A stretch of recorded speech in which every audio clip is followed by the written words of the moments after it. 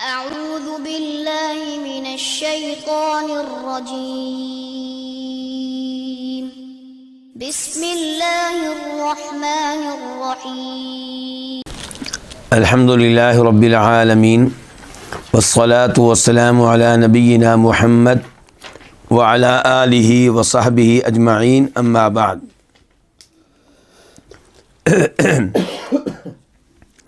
الدرر البہیہ، اس کے مؤلف ہیں امام شوکانی رحمہ اللہ، اور یہ بہت ہی عظیم الشان کتاب ہے فقہی احکام و مسائل کے بارے میں۔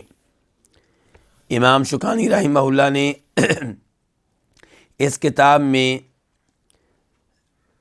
احکام و مسائل جمع کر دیے ہیں فقہا کے انداز میں، یعنی کہ مسائل ذکر کر دیے گئے ہیں اور دلائل نہیں دیے گئے۔ عام طور پہ یہی انداز ہوتا ہے فقہا کی کتب میں، لیکن اس کتاب میں اور دیگر کتب میں فرق یہ ہے کہ دیگر کتب میں نمائندگی ہوتی ہے کسی خاص مسلک کی،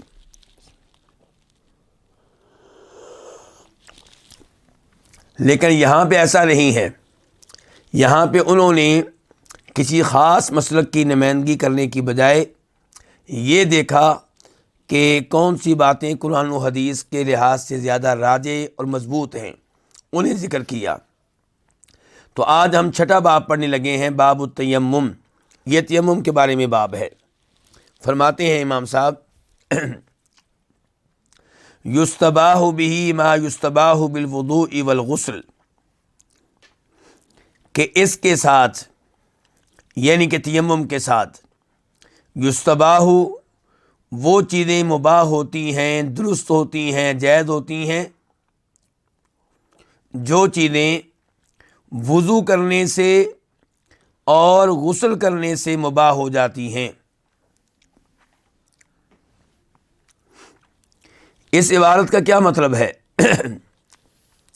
اس عبارت کا مطلب یہ ہے کہ اگر کسی کا عذر شرعی لحاظ سے درست ہو اور اس عذر کی وجہ سے وہ تیمم کرے، تو اب اس تیمم کی وجہ سے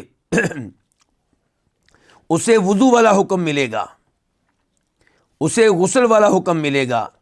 اگر وہ جنابت کی حالت میں تھا اور اس نے جنابت کے ازالے کے لیے تیمم کیا ہے، تو اب وہ سارے کام اس کے لیے مباح ہو جائیں گے جو اس آدمی کے لیے مباح ہوتے ہیں جو جنابت کی حالت میں ہو اور اس پہ غسل واجب ہو۔ تو غسل کر لینے سے جیسے اس کی جنابت ختم ہو جاتی ہے، ایسے ہی تیمم کر لینے سے تیمم کرنے والے کی جنابت بھی ختم ہو جائے گی۔ امام شوکانی رحمہ اللہ اپنی اس عبارت کی وضاحت کرتے ہوئے فرماتے ہیں کہ یصلی بہ ما یصلی المتوضئ بوضوئہ ویستبیح بہ ما یستبیح المغتسل بغسلہ، کہ وضو کرنے والا اپنے وضو کے ساتھ جیسے کئی نمازیں پڑھ سکتا ہے، ایسے ہی تیمم کرنے والا بھی تیمم کے ساتھ جو چاہے نماز پڑھ سکتا ہے۔ اور جب کسی پہ غسل واجب ہو جائے جنابت کی وجہ سے، تو غسل کر لینے سے جو امور اس کے لیے جائز ہو جاتے ہیں، یہی امور اس کے لیے بھی جائز ہو جائیں گے جس کے اوپر غسل واجب ہے، غسل کسی وجہ سے نہیں کر سکتا اور تیمم کر لیا ہے۔ چنانچہ یہ متعدد نمازیں پڑھ سکتا ہے۔ ہم یہ نہیں کہیں گے کہ ایک نماز پڑھ لی ہے تو دوسری نماز کے لیے دوبارہ تیمم کرو، نہیں، ایک تیمم سے کئی نمازیں پڑھ سکتا ہے، اور ایک نماز سے فارغ ہونے سے تیمم نہیں ٹوٹے گا۔ نماز کے بعد کسی اور کام میں مصروف ہو گیا، اب پھر نماز پڑھنا چاہتا ہے، نئے تیمم کی ضرورت نہیں ہے، پہلے والا تیمم کافی ہے۔ تو اس لیے کہہ رہے ہیں امام شوکانی کہ یستباح بہ، تیمم کے ساتھ وہ امور مباح ہوں گے، جائز ہوں گے، درست ہوں گے، ما یستباح بالوضوء والغسل، جو مباح ہوتے ہیں وضو کر لینے سے اور غسل کر لینے سے۔ اب سوال پیدا ہوتا ہے کہ یہ تیمم کس کے لیے جائز ہے؟ تیمم کی اجازت کس کے لیے ہے؟ کہتے ہیں لمن لا یجد الماء او خشی الضرر من استعمالہ، تیمم اس کے لیے جائز ہے جو پانی کو نہیں پاتا، جس کے پاس پانی موجود نہیں ہے، یا اسے ڈر ہے الضرر نقصان کا، من استعمالہ پانی کے استعمال کر لینے سے۔ تو دو چیزیں ہو گئیں، پہلے نمبر پہ وہ جس کے پاس پانی نہیں ہے۔ پانی نہیں ہے اس کا کیا مطلب ہے؟ سرے سے پانی نہیں ہے وضو کرنے کے لیے۔ دوسرے نمبر پہ پانی ہے لیکن وضو کے لیے ناکافی ہے۔ تیسرے نمبر پہ پانی ہے لیکن اگر پانی سے وضو کر لیا تو پیاس کی وجہ سے بھوکا مرے گا۔ تو ان تمام حالات میں تیمم کرنے کی اجازت ہوگی۔ یا پانی ہے لیکن پانی حاصل کرنا ناممکن ہے، مشکل ہے، راستے میں شیر کھڑا ہے، راستے میں دشمن ہے، مار دیں گے، پٹائی کریں گے، حالانکہ پانی قریب ہے، تو پانی کسی بھی لحاظ سے حاصل کرنا ممکن نہ ہو وضو کے لیے، تو ایسے شخص کو تیمم کرنے کی اجازت ہوگی۔ اور ایسے ہی پانی کے استعمال سے نقصان کا اندیشہ ہے، بیمار ہونے کا اندیشہ ہے، مرنے کا اندیشہ ہے، یا بیماری جو پہلے سے موجود ہے اس کے بڑھنے کا اندیشہ ہے، یا بیماری سے صحت یاب ہونے میں تاخیر کا خطرہ ہے، ان تمام حالات میں تیمم کرنے کی اجازت ہوگی۔ کیا دلائل ہیں جی اس کے؟ پہلے نمبر پہ بخاری شریف کی حدیث ہے جس کا نمبر ہے 431 راوی ہیں سیدہ عائشہ رضی اللہ تعالی عنہا، ہماری ماں، کہتی ہیں کہ خرجنا مع رسول اللہ صلی اللہ علیہ وسلم فی بعض اسفاری، ہم نبی علیہ الصلوۃ والسلام کے ساتھ نکلے آپ کے کسی سفر میں، حتی اذا کنا بالبیداء او بذات الجیش، جب ہم مقام بیداء پہ تھے یا ذات الجیش مقام پہ تھے۔ راوی کو شک ہو گیا ہے کہ سیدہ عائشہ نے بیداء کا نام لیا تھا یا ذات الجیش کا نام لیا تھا، اور زیادہ امید ہے ذات الجیش کی، کیونکہ دیگر احادیث میں بغیر کسی شک کے ذات الجیش کا نام آیا ہے۔ تو فرماتی ہیں سیدہ کہ جب ہم اس مقام پہ تھے، انقطع عقد لی، میرا ہار گر گیا، یعنی کہ اس مقام پہ صحابہ کرام اترے تھے آرام کرنے کے لیے، اور سیدہ عائشہ اپنی حاجت پوری کرنے کے لیے گئیں، واپس آئیں تو محسوس کیا کہ ہار موجود نہیں ہے، اور یہاں پہ کیا کہہ رہی ہے؟ میرا ہار۔ میرا ہار اس لیے کہا ہے کہ وہ ہار ان کے قبضے میں تھا، اس وقت ان کے کنٹرول میں تھا، ورنہ وہ ہار ان کا نہیں تھا۔ کس کا تھا؟ شاید آپ کو یاد آ جائے جی، بخاری کی دوسری روایت میں آتا ہے کہ وہ ہار سیدہ عائشہ نے اپنی بہن اسماء رضی اللہ عنہا سے عاریتاً لیا تھا، استعمال کے لیے لیا تھا۔ تو فرماتی میرا ہار جو ہے وہ منقطع ہو گیا، وہ گر گیا، ٹوٹ گیا۔ فقام رسول اللہ صلی اللہ علیہ وسلم علی التماسی وقام الناس معہ، تو نبی علیہ الصلوۃ والسلام وہاں پہ ٹھہر گئے اس ہار کو تلاش کرنے کے لیے، اور لوگ بھی آپ کے ساتھ ٹھہر گئے، کیونکہ ظاہر ہے لوگ تو آپ کی قیادت میں چلنے والے ہیں، آپ کی امامت میں سفر کرنے والے ہیں۔ وَلَيْسُوا عَلَىٰ مَاءٍ، سیدہ عائشہ کہتی ہیں کہ وہاں پہ پانی نہیں تھا، جس جگہ رکے تھے وہاں پہ پانی نہیں تھا۔ فَأَتَى النَّاسُ إِلَىٰ أَبِي بَكْرٍ الصِّدِّيقِ، لوگ ابو بکر صدیق رضی اللہ عنہ کے پاس آئے، یعنی کہ سیدہ عائشہ کے والد کے پاس، کہنے لگے الا ترى ما صنعت عائشہ، آپ دیکھتے نہیں ہیں کہ عائشہ نے کیا کیا ہے، ان کے آپ کی بیٹی نے کیا کیا ہے، ہار کی وجہ سے ہمیں یہاں پہ روکا ہوا ہے، یہاں پہ پانی بھی نہیں ہے. یہ مقصد تھا ان کا. اقامت برسول اللہ صلی اللہ علیہ وسلم والناس ولیسوا علی ماء ولیس معہم ماء، کہ سیدہ عائشہ نے اللہ کے رسول کو یہاں پہ روک لیا ہے، لوگوں کو بھی روک لیا ہے، جب کہ یہاں پہ پانی نہیں ہے اور لوگوں کے پاس بھی پانی نہیں ہے. یعنی کہ ایسا بھی نہیں ہے کہ لوگوں کے مشکیزیں پانی سے بھرے ہوئے ہوں، ایسا بھی نہیں ہے. فجاء ابو بکر ورسول اللہ صلی اللہ علیہ وسلم وادی رأسہ علی فخذی قد نام. سیدہ عائشہ کہتی ہیں کہ ابو بکر آئے، یعنی کہ میرے والد صاحب آئے. سیدہ عائشہ نے ابو بکر کیوں کہا ہے؟ اس میں دو احتمال ہو سکتے ہیں. یعنی کہ یہ کیوں نہیں کہا کہ میرے والد آئے؟ اس میں ایک احتمال یہ ہے کہ سیدہ عائشہ نے یہی کہا ہو کہ میرے والد آئے، لیکن جنہوں نے سیدہ عائشہ سے حدیث سنی انہوں نے، یا جنہوں نے سیدہ عائشہ سے حدیث سنی ان کے جو شاگرد ہیں انہوں نے، یعنی کسی راوی نے یہ کہہ دیا والد کی جگہ پہ کہ ابو بکر آئے. سیدہ عائشہ نے کیا کہا ہوگا؟ والد آئے. نیچے والے راوی نے کیا کہا ہوگا؟ سیدہ عائشہ نے کہا تھا کہ ابو بکر آئے، یعنی کہ مفہوم بیان کر دیا، الفاظ تبدیل کر دیے، مطلب وہی ہے. اور دوسرا احتمال یہ ہے کہ چونکہ ابو بکر صدیق رضی اللہ عنہ صرف سیدہ عائشہ کے والد نہیں ہیں، بہت بڑی شخصیت ہیں. تو جب بہت بڑی شخصیت بن جائے کسی کا باپ، تو پھر وہ ان کا تعارف کئی دفعہ باپ کا نام لے کر کراتا ہے. پھر وہ کئی دفعہ یہ نہیں کہتا کہ میرے والد نے کہا، وہ اس کا نام لے کے کہے گا کہ انہوں نے یہ کہا. تو یہ وہ انداز ہے. تو کہتی ہیں کہ ابو بکر آئے جب کہ رسول اللہ صلی اللہ علیہ وسلم وادی رأسہ اپنا سر رکھے ہوئے تھے علی فخذی میری ران پہ، قد نام سو چکے تھے.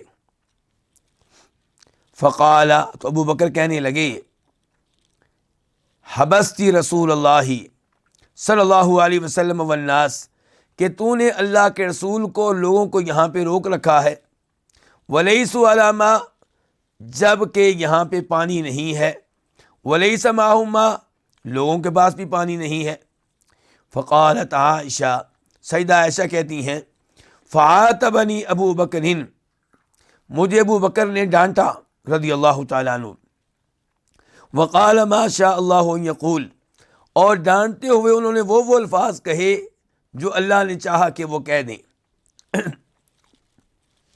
وجعل یطعننی بیدہ فی خاصرتی، اور میرے پہلو میں، میری کوکھ میں اپنے ہاتھ کو مارنے لگے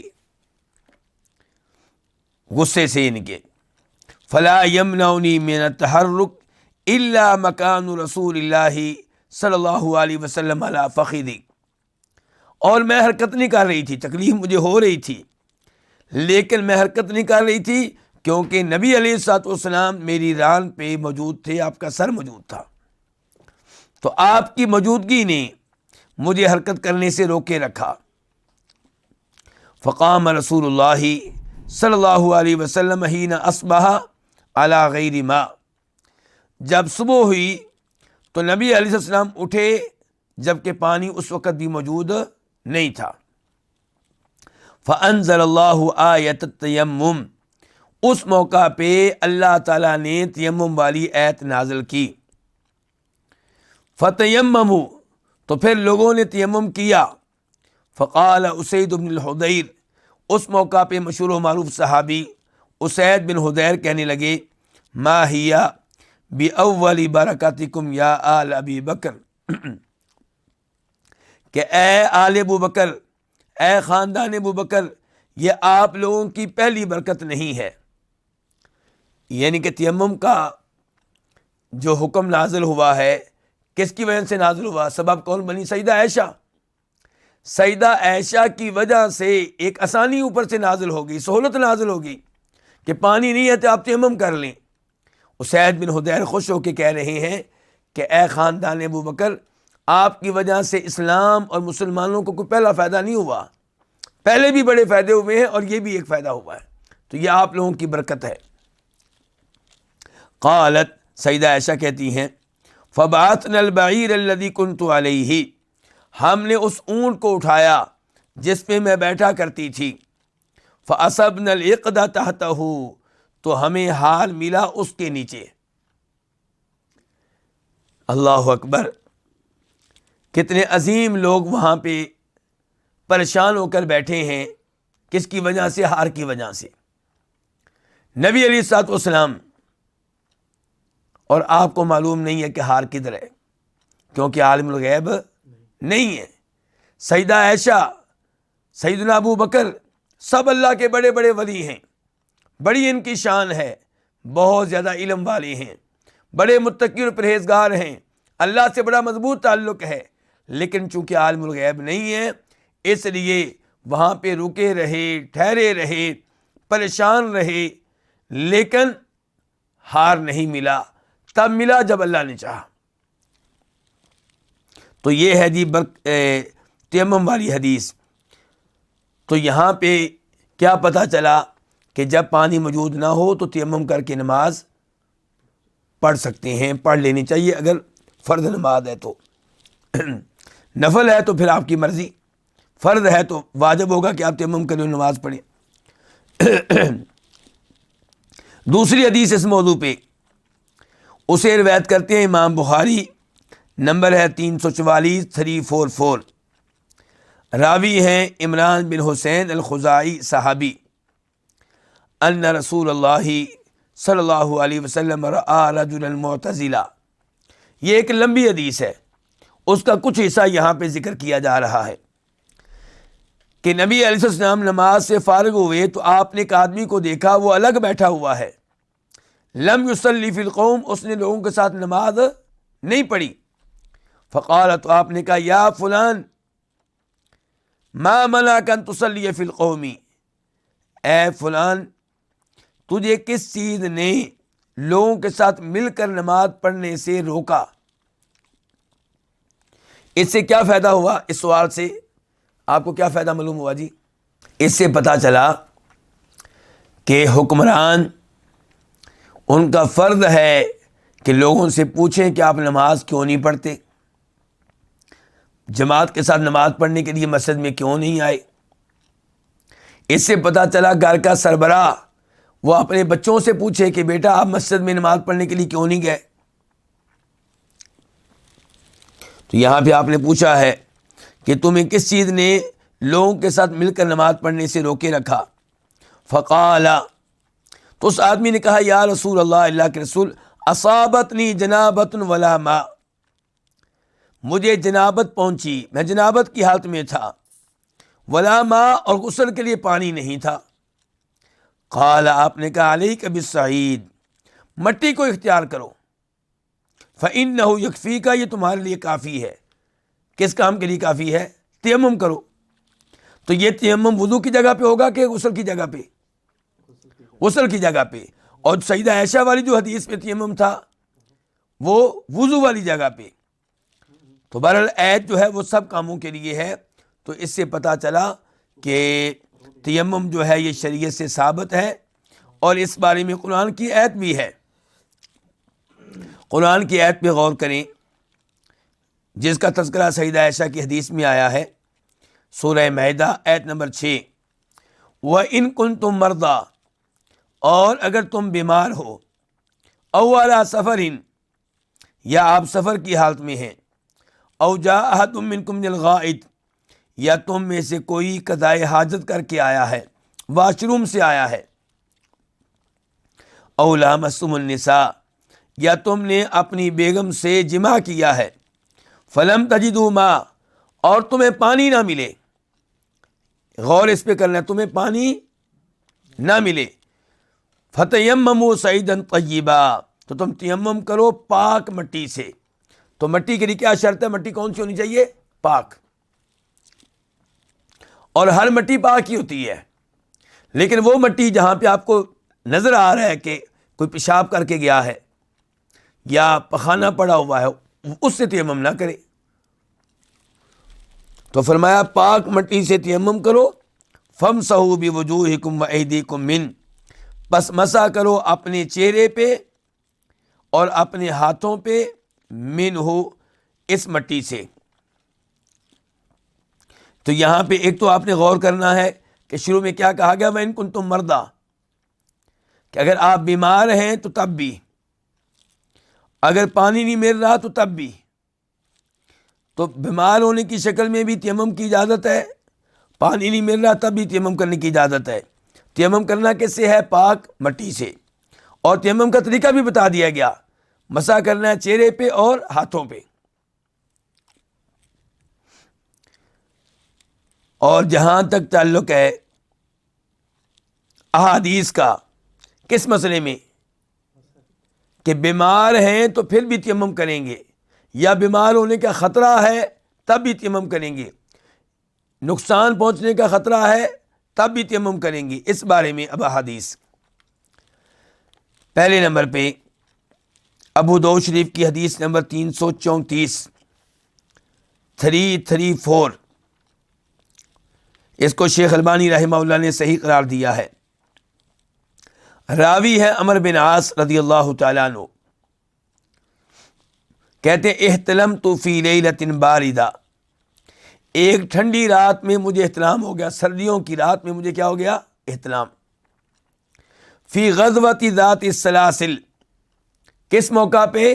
جب کہ ہم جہاد کے لیے نکلے تھے غزوہ ذات السلاسل میں.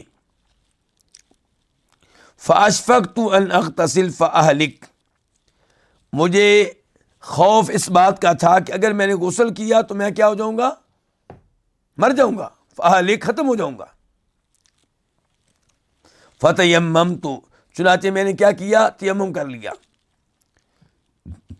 ثم صلیت باصحابی الصبح، پھر میں نے اپنے ساتھیوں کو صبح کی نماز پڑھائی.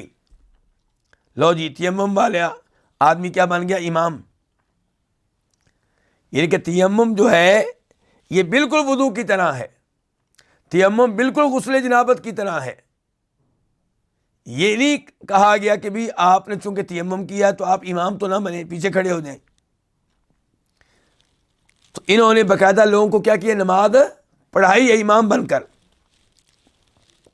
فذکروا ذلک لرسول اللہ صلی اللہ علیہ وسلم، صحابہ کرام جب واپس آئے اس غزوے سے تو انہوں نے اس کا تذکرہ کس سے کیا؟ نبی علیہ الصلوۃ والسلام سے. فقال، تو آپ نے کہا یا عمر، اے عمر، صلیت باصحابک وانت جنب، تو نے اپنے ساتھیوں کو نماز پڑھائی ہے جنابت کی حالت میں.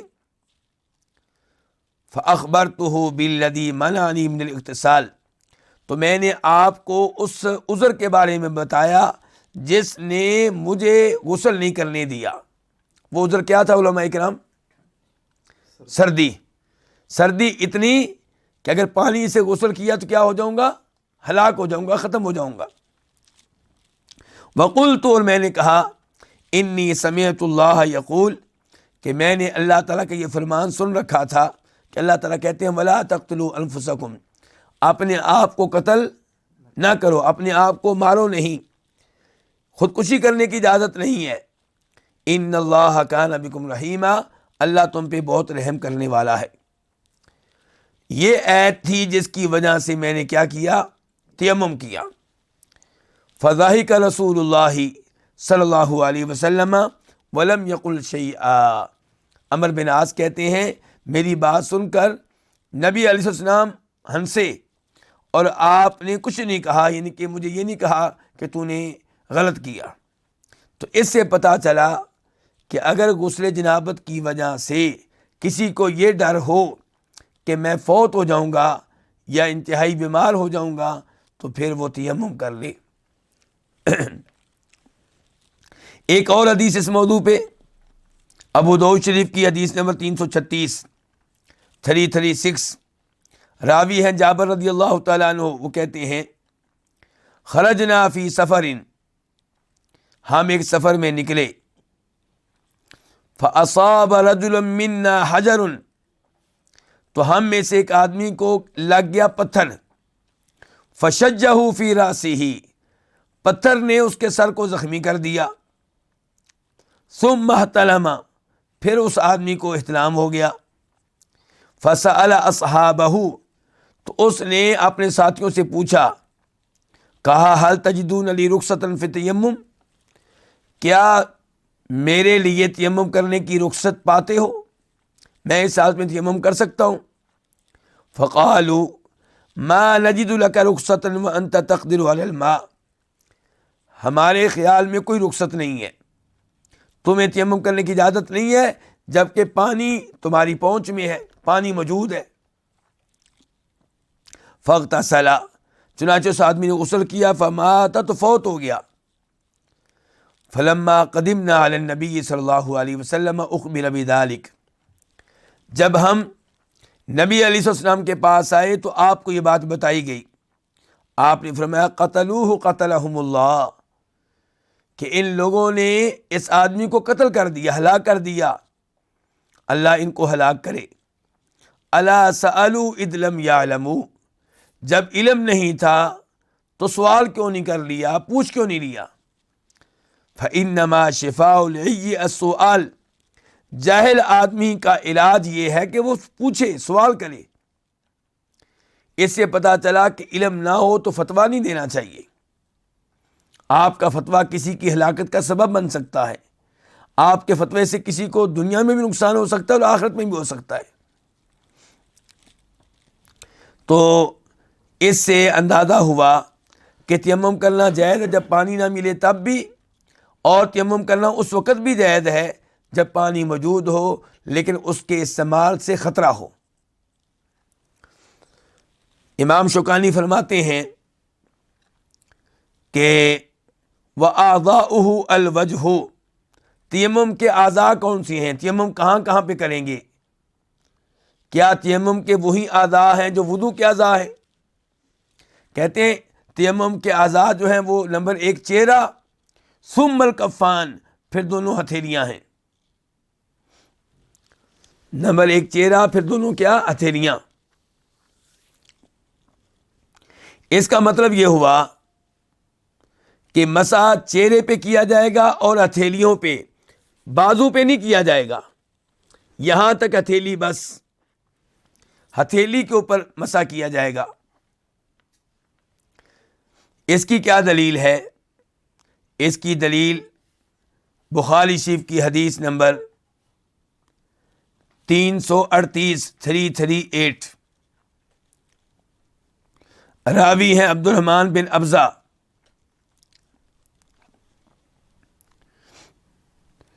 کہتے ہیں کہ جاء رجل الی عمر بن الخطاب، ایک آدمی عمر بن خطاب کے پاس آیا رضی اللہ تعالی عنہ، فقالت، اس نے کہا، انی اجنبت،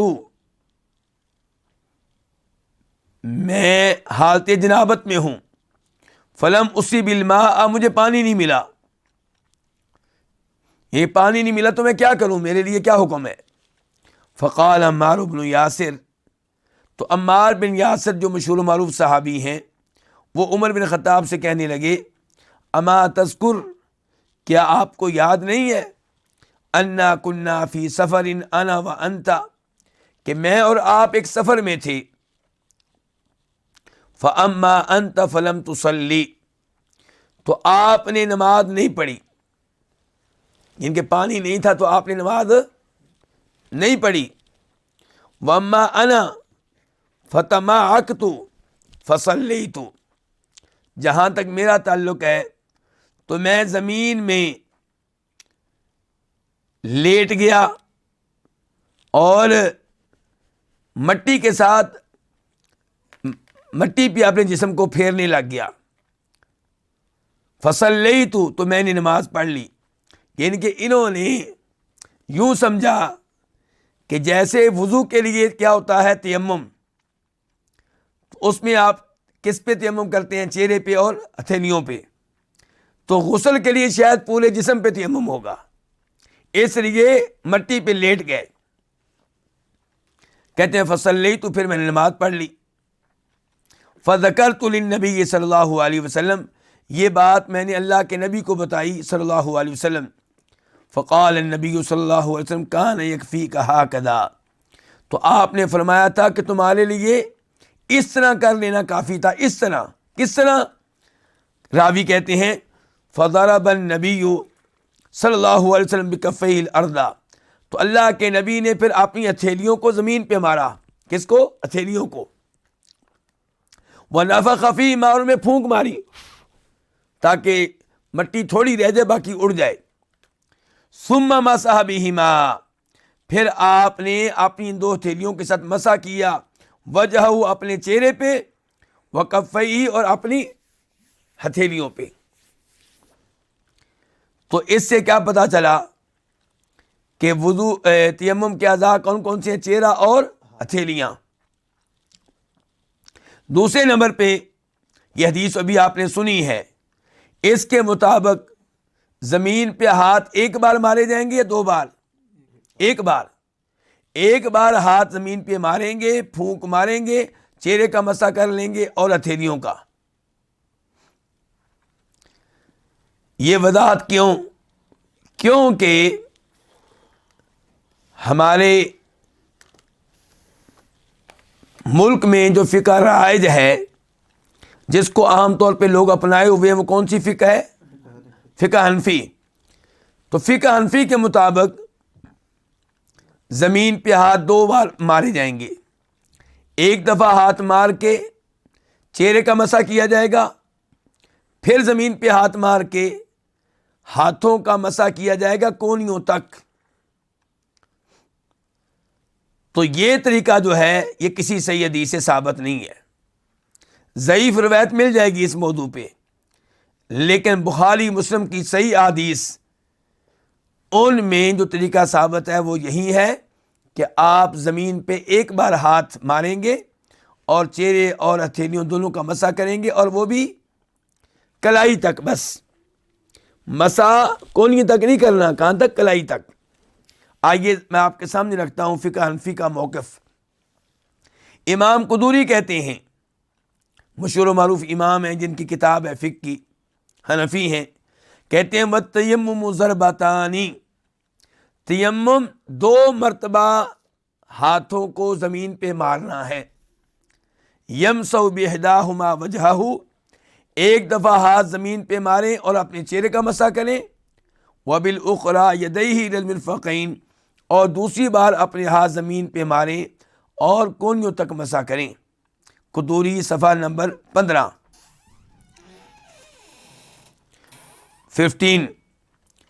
اور یہی موقف ہے شافیوں کا بھی. اس مسئلے میں شافی لوگ بھی کن کے ساتھ کھڑے ہیں؟ احناف کے ساتھ. اور صحیح موقف اپنایا ہے اس مسئلے میں حنابلہ نے. امام احمد کا وہی موقف ہے جو صحیح حدیث سے ثابت ہے، جس کا امام شوکانی بھی تذکرہ کر رہے ہیں. تو آئیے ایک دفعہ پھر دیکھتے ہیں امام شوکانی کیا کہہ رہے ہیں. کہتے ہیں کہ تیمم کے اعضاء چہرہ پھر دونوں ہتھیلیاں ہیں. یہاں پہ ایک وضاحت اور کر دوں کہ امام شوکانی نے کہا کہ پہلے چہرہ پھر ہتھیلیاں. اپنے ہاتھ پہلے آپ چہرے پہ پھیریں گے، اس کے بعد ہتھیلیوں پہ. دوسرا طریقہ یہ ہوتا ہے کہ اپنے ہاتھ پہلے ہتھیلیوں پہ پھیر لیں بعد میں چہرے پہ، یہ بھی ٹھیک ہے. اور اس کی دلیل دوسرے طریقے کی کہ پہلے ہتھیلیاں بعد میں چہرہ، اس کی دلیل بخاری کی حدیث نمبر 347 347. اور جو پہلا طریقہ ہے اس کی حدیث ابھی میں نے آپ کے سامنے پڑھی ہے، بخاری کی حدیث نمبر 338 338. تو اب یہ دو اعضاء ہیں تیمم کے، چہرہ اور دونوں ہتھیلیاں. اس کے بعد کہتے ہیں امام شوکانی یمسحہما مرتن بضربۃ واحدہ، ان دونوں کا مسح کرے گا ایک بار، ایک ضرب سے، یعنی کہ زمین پہ ایک دفعہ ہاتھ مار کے.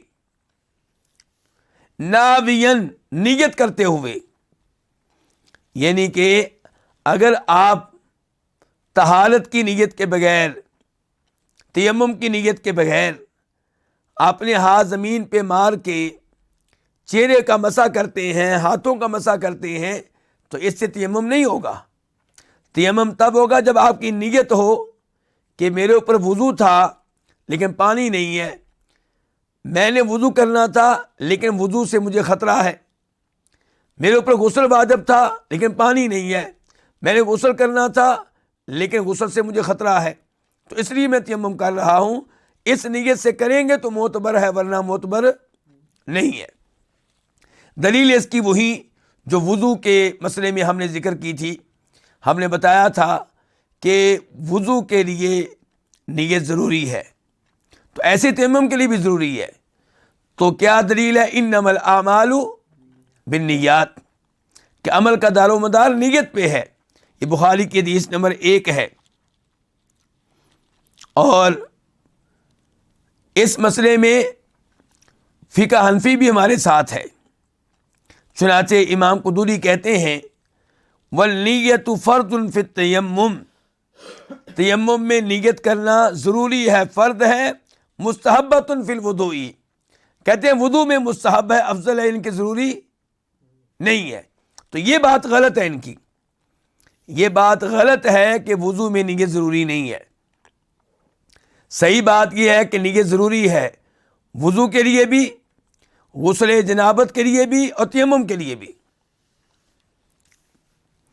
تو امام شوکانی کہہ رہے ہیں ناوین، کہ یہ زمین پہ ہاتھ مارے گا، مسح کرے گا، نیت کرتے ہوئے کس کی؟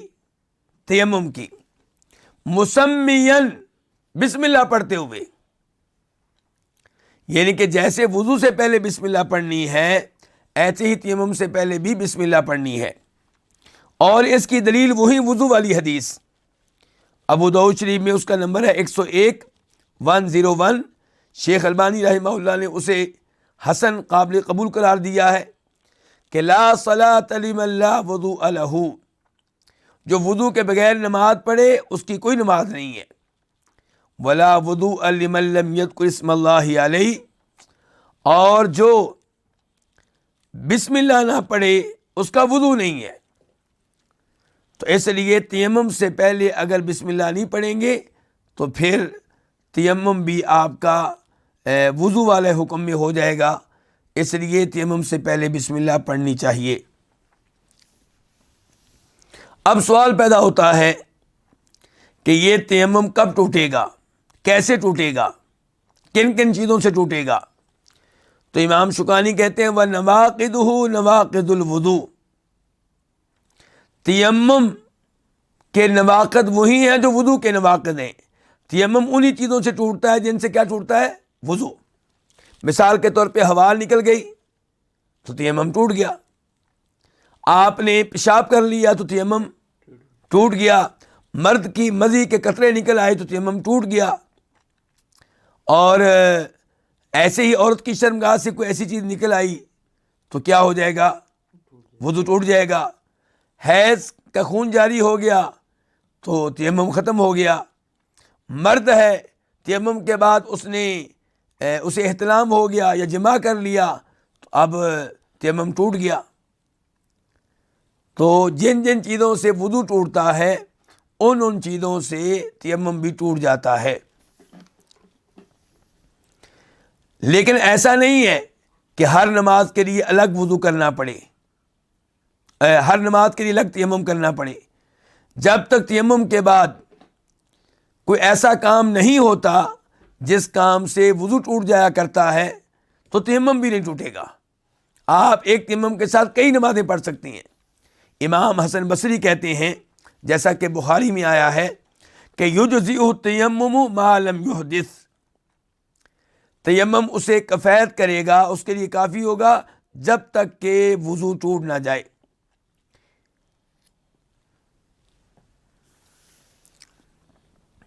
یہاں پہ امام شوکانی کی ایک عبارت ذکر کروں گا جو انہوں نے دوسری کتاب میں ذکر کی ہے۔ کہتے ہیں ومن اثبت للتیمم شیئا من النواقض لم یثبت فی الوضوء لم یقبل ذلک منہ الا بدلیل، کہ تیمم ٹوٹتا ہے انہی چیزوں سے جن سے وضو ٹوٹتا ہے۔ اگر کوئی یہ دعویٰ کرے کہ ان چیزوں کے علاوہ کسی اور چیز سے بھی تیمم ٹوٹ جاتا ہے تو اس کا دعویٰ ہم قبول نہیں کریں گے الا یہ کہ وہ دلیل لے کر آئے۔ اور یہاں پہ یہ مسئلہ دوبارہ ذکر کر دوں، دلیل ذکر ہو چکی ہے کہ تیمم والا جماعت بھی کرا سکتا ہے، امام بن سکتا ہے، دلیل اس کی گزر چکی ہے پہلے. اور پانی مل جائے تو اس پانی کے مل جانے کے بعد اب تیمم ختم ہوا. اب کیا کرنا پڑے گا؟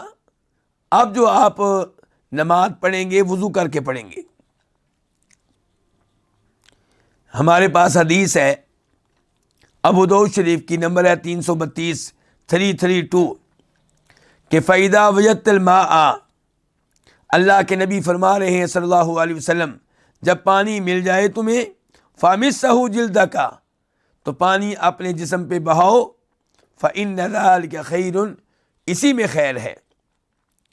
اور پیچھے میں حدیث ذکر کر چکا ہوں آپ کے سامنے بخاری کی، جس کا نمبر ہے بخاری میں 344 344. اس میں کیا تھا کہ اللہ کے نبی نے نماز پڑھائی صلی اللہ علیہ وسلم، اور ایک آدمی نماز میں شامل نہیں ہوا. آپ نے بعد میں پوچھا بھی تو نے نماز کیوں نہیں پڑھی؟ تو اس نے کیا کہا تھا کہ میرے اوپر غسل واجب ہے، میں جنابت کی حالت میں اور پانی نہیں ہے.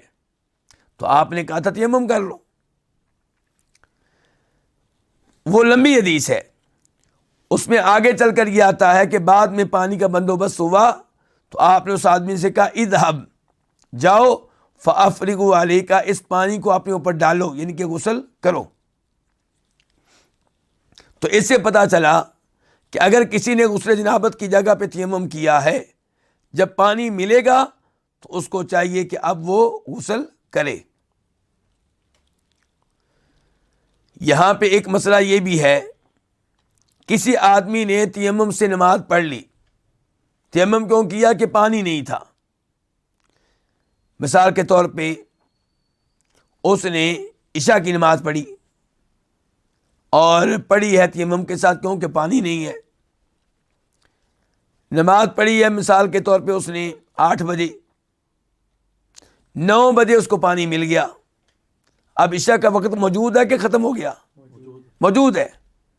تو کیا اس پہ واجب ہے کہ وہ اب وضو کر کے اس نماز کو دہرائے؟ یہ سوال ہے. تو جواب اس کا یہ ہے کہ اس پہ یہ واجب نہیں ہے. دلیل کیا ہے؟ ابو داؤد شریف کی حدیث ہے، نمبر اس کا ہے 338 338.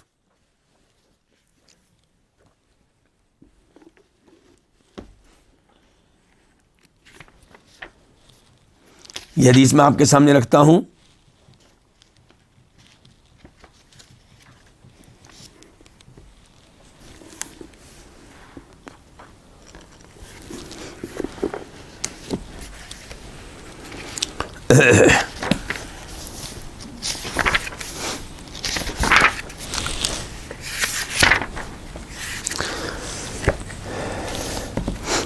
ابو سعید خدری کہتے ہیں کہ 2 آدمی سفر میں گئے، فحضرت الصلاۃ، نماز کا وقت ہو گیا، ولیس معہما ماء، جبکہ ان کے پاس پانی نہیں تھا، فتیمما صعیدا طیبا، انہوں نے پاک مٹی سے تیمم کر لیا، فصلیا، اور دونوں نے کیا کیا؟ نماز پڑھ لی. ثم وجد الماء فی الوقت، پھر نماز کے وقت میں ہی پانی مل گیا، فأعاد أحدهما الصلاة والوضوء، تو ان میں سے ایک نے وضو کیا اور نماز کو دہرایا. ولم يعد الآخر، اور دوسرے نے نماز کو نہیں دہرایا. ثم اتیا رسول اللہ صلی اللہ علیہ وسلم، پھر وہ نبی علیہ الصلوۃ والسلام کے پاس آئے. فذکر ذلک لہ، تو یہ بات آپ سے ذکر کی. فقال للذی لم یعد، تو آپ نے اس آدمی سے کہا جس نے نماز کو نہیں دہرایا تھا، پہلی نماز پہ ہی اس نے اکتفا کیا، آپ نے اس سے کہا اصبت سنہ واجزأتک صلاتک، تو نے سنت پہ عمل کیا ہے،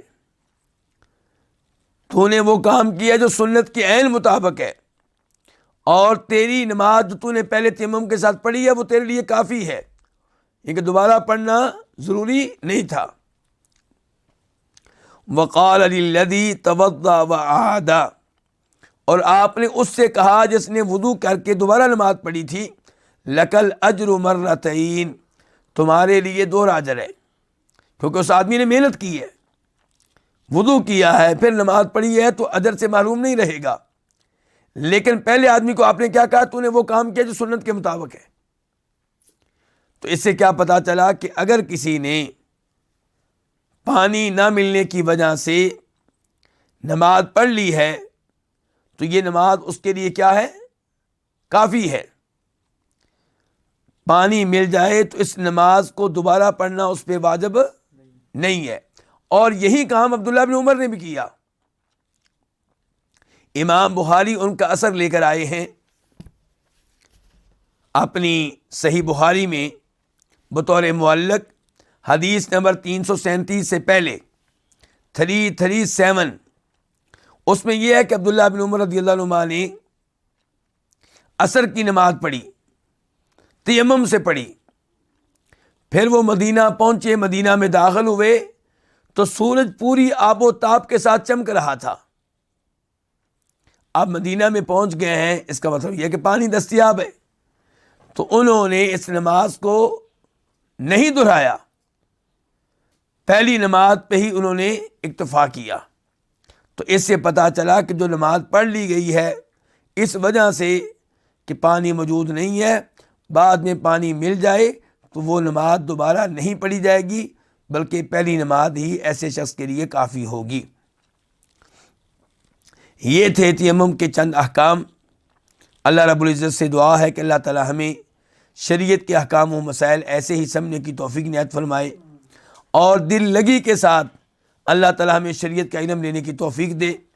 آپ احباب وقت دیتے ہیں، اللہ آپ کو جزائے خیر دے، لیکن آپ کا آنا کافی نہیں ہے، دیگر لوگوں کو بھی اس درس میں شریک ہونے کی دعوت دیں۔ کتاب التوحید کے درس میں بہت لوگ ہوتے ہیں، اور کتاب الفوائد کے درس میں بھی بہت لوگ ہوتے ہیں، لیکن میں دیکھ رہا ہوں کہ در البحیہ کے درس میں لوگ کم ہیں۔ تو اس لیے لوگوں کو دعوت دی جائے اور ان کو بتایا جائے اس کتاب کے مفید ہونے کے بارے میں۔ اللہ رب العزت ہم سب کو ایسے دروس میں حاضر ہونے کی توفیق دے۔ وآخر دعوانا الحمد للہ رب العالمین۔